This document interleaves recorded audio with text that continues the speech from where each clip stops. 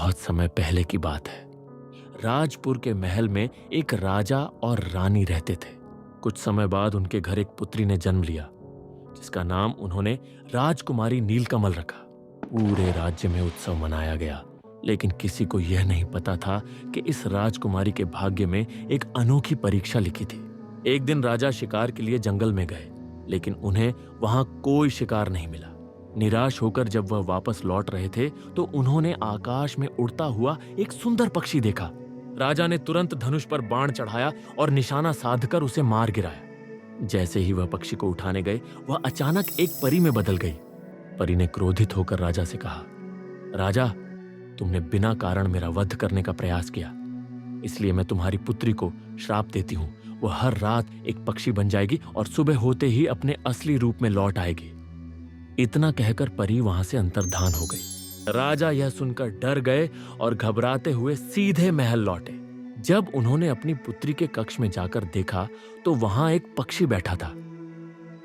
राजा का भय और भी बढ़ गया। उसी समय रानी वहां आई और राजा से उनकी घबराहट का कारण पूछा। राजा ने पूरी बात रानी को बताई, जिसे सुनकर रानी जोर जोर से रोने लगी।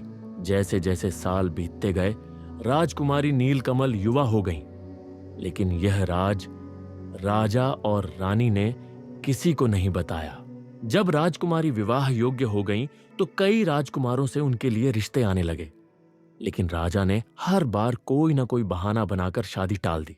एक दिन राजा का प्रिय मित्र अपनी पत्नी और पुत्र के साथ राजमहल आया। उन्होंने कुछ दिन वहीं रहने का निर्णय लिया। राजा के मित्र के पुत्र ने जब पहली बार राजकुमारी नीलकमल को देखा तो वह उन पर मोहित हो गया। उसने अपने पिता से कहा कि वह केवल नीलकमल से विवाह करना चाहता है।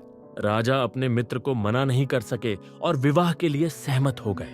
पूरे राज्य में शादी की तैयारियां शुरू हो गई और भव्य आयोजन के बाद राजकुमारी नीलकमल का विवाह राजकुमार से हो गया। विवाह के बाद जब राजकुमारी ससुराल पहुंची तो उन्होंने अपनी दासी को बुलाकर राजकुमार को एक संदेश भिजवाया। जब राजकुमार आए तो नीलकमल ने उनसे एक वचन मांगा, आप केवल दिन में मेरे पास रहेंगे और रात होते ही अपने कक्ष में चले जाएंगे। राजकुमार को यह शर्त अजीब लगी, लेकिन उन्होंने वादा कर दिया।